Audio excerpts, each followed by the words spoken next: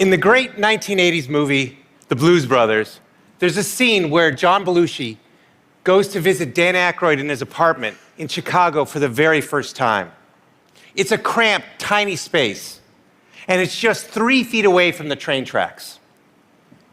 As John sits on Dan's bed, a train goes rushing by, rattling everything in the room. John asks, "How often does that train go by?" Dan replies, "So often, you won't even notice it." And then something falls off the wall. We all know what he's talking about. As human beings, we get used to everyday things really fast. As a product designer, it's my job to see those everyday things, to feel them, and try to improve upon them. For example, see this piece of fruit? See this little sticker? That sticker wasn't there when I was a kid. But somewhere as the years passed, someone had the bright idea to put that sticker on the fruit. Why? So it could be easier for us to check out at the grocery counter. Well, that's great. We can get in and out of the store quickly. But now there's a new problem. When we get home and we're hungry and we see this ripe, juicy piece of fruit on the counter, we just want to pick it up and eat it. Except now, we have to look for this little sticker and dig at it with our nails, damaging the flesh. Then rolling up that sticker, you know what I mean, and then trying to flick it off your fingers, right? It's not fun, not at all. But something interesting happened. See, the first time you did it, you probably felt those feelings. You just wanted to eat the piece of fruit, but you felt upset. You just wanted to dive in.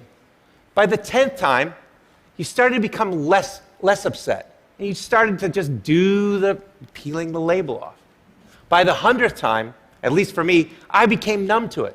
I simply picked up the piece of fruit, dug at it with my nails, tried to flick it off, and then wonder, was there another sticker?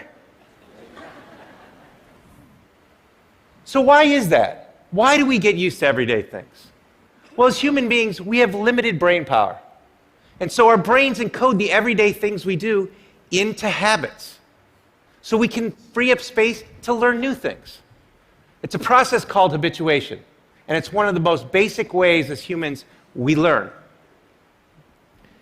Now, habituation isn't always bad. Remember learning to drive? I sure do. Your hands clenched at 10 and 2 on the wheel, looking at every single object out there, the cars, the lights, the pedestrians. It's a nerve-wracking experience. So much so that I couldn't even talk to anyone else in the car, and I couldn't even listen to music. But then something interesting happened. As the weeks went by, driving became easier and easier. You habituated it. It started to become fun and second nature.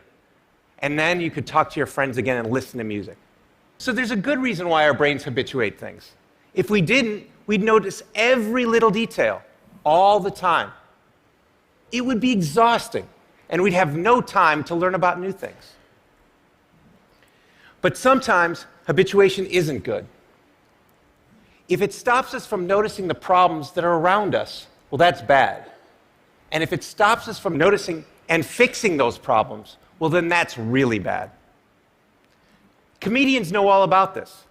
Jerry Seinfeld's entire career was built on noticing those little details, those idiotic things we do every day that we don't even remember. He tells us about the time he visited his friends, and he just wanted to take a comfortable shower. He'd reach out and grab the handle and turn it slightly one way, and it was 100 degrees too hot. And then he'd turn it the other way, and it was 100 degrees too cold. He just wanted a comfortable shower. Now, we've all been there. We just don't remember it. But Jerry did, and that's a comedian's job. But designers, innovators, and entrepreneurs, it's our job to not just notice those things, but to go one step further and try to fix them. See this? This person? This is Mary Anderson. In 1902 in New York City, she was visiting. It was a cold, wet, snowy day, and she was warm inside a streetcar. As she was going to her destination, she noticed the driver opening the window to clean off the excess snow so he could drive safely.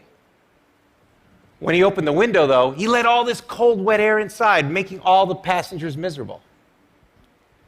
Now, probably most of those passengers just thought, it's a fact of life. He's got to open the window to clean it. That's just how it is.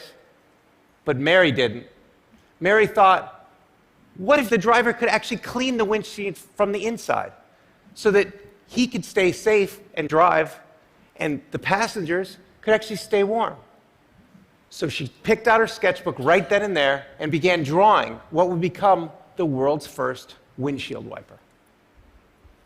Now, as a product designer, I try to learn from people like Mary, to try to see the world the way it really is, not the way we think it is. Why? Because it's easy to solve a problem that almost everyone sees, but it's hard to solve a problem that almost no one sees. Now, some people think you're born with this ability, or you're not, as if Mary Anderson was hardwired at birth to see the world more clearly. That wasn't the case for me. I had to work at it.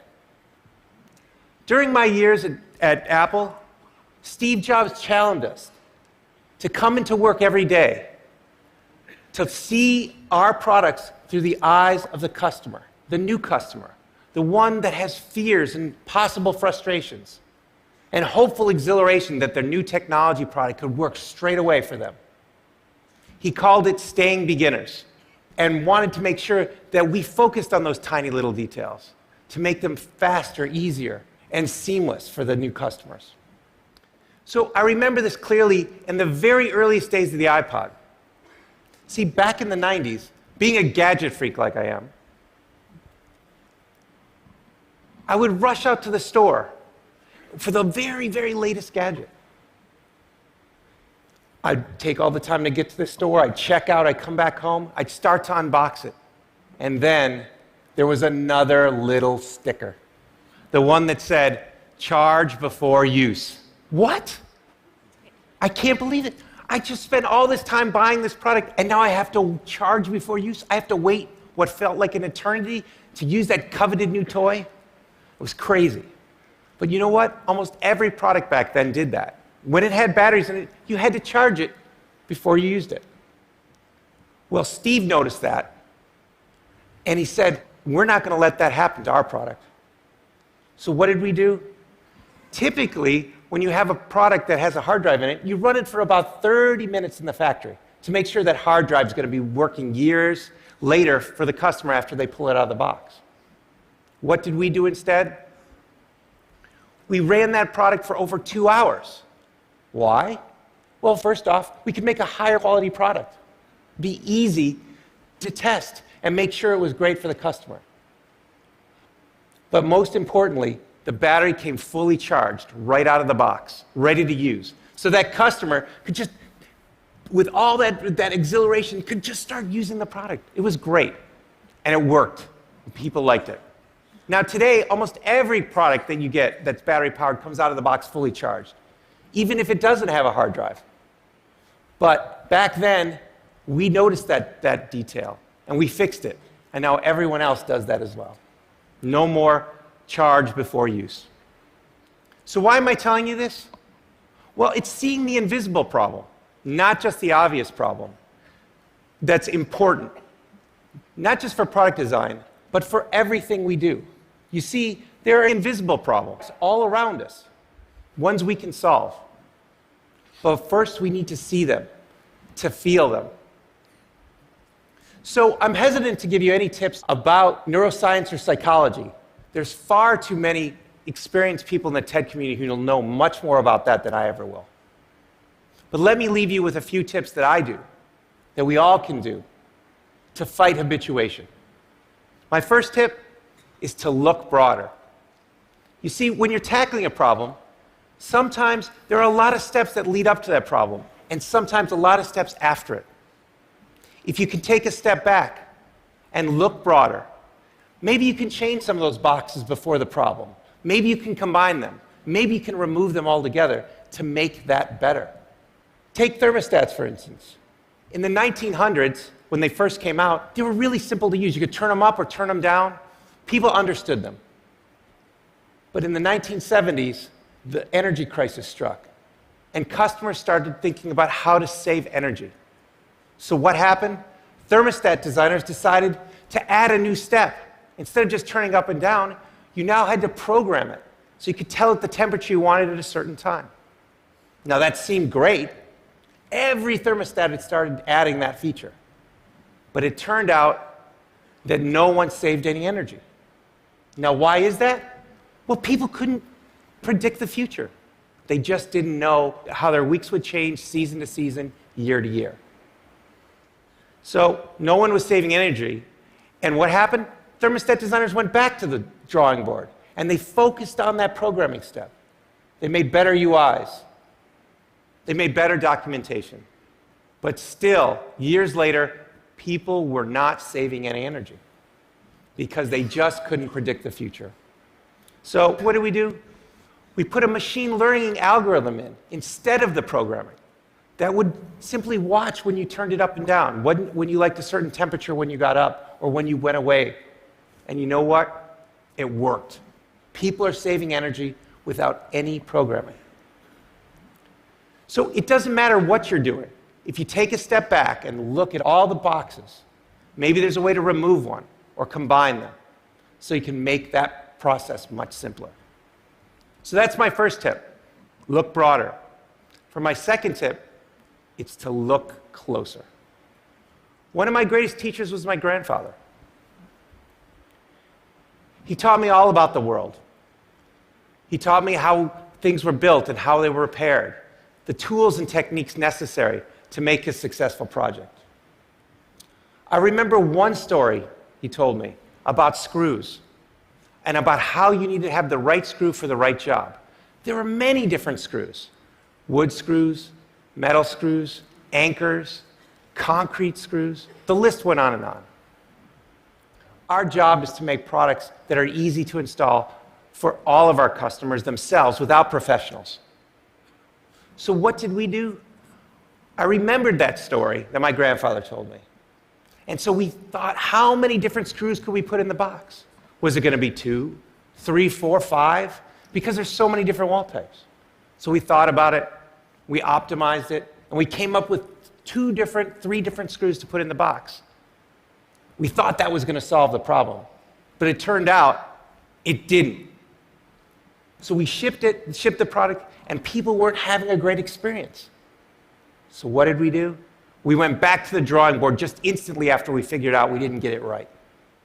And we designed a special screw, a custom screw, much to the chagrin of our investors. They were like, "Why are you spending so much time on a little screw? Get out there and sell more." And we said, we will sell more if we get this right. And it turned out we did. With that custom little screw, there was just one screw in the box. It was easy to mount and put on the wall. So if we focus on those tiny details, the ones that we may not see, and we look at them and we say, are those important, or is that the way we've always done it? Maybe there's a way to get rid of those. So my last piece of advice is to think younger. Every day I'm confronted with interesting questions from my 3 young kids. They come up with questions like, why can't cars fly around traffic? Or why don't my shoelaces have Velcro instead? Sometimes those questions are smart. My son came to me the other day and I asked him, "Hey, go run out to the mailbox and check it." He looked at me, puzzled, and said, "Why doesn't the mailbox just check itself and tell us when it has mail?" I was like, that's a pretty good question. So they can ask tons of questions, and sometimes we find out we just don't have the right answers. We say, "Son, that's just the way the world works." So the more we're exposed to something, the more we get used to it. But kids haven't been around long enough to get used to those things. And so when they run into problems, they immediately try to solve them. And sometimes they find a better way. And that way really is better. So my advice and that we take to heart is to have young people on your team, or people with young minds. Because if you have those young minds, they cause everyone in the room to think younger. Picasso once said, "Every child is an artist." The problem is when he or she grows up, is how to remain an artist. We all saw the world more clearly when we saw it for the first time, before a lifetime of habits got in the way. Our challenge is to get back to there, to feel that frustration, to see those little details, to look broader, look closer, and to think younger, so we can stay beginners. It's not easy. It requires us pushing back against one of the most basic ways we make sense of the world. But if we do, we can do some pretty amazing things. For me, hopefully that's better product design. For you, that could mean something else, something powerful. Our challenge is to wake up each day and say, how can I experience the world better? And if we do, maybe, just maybe, we can get rid of these dumb little stickers. Thank you very much.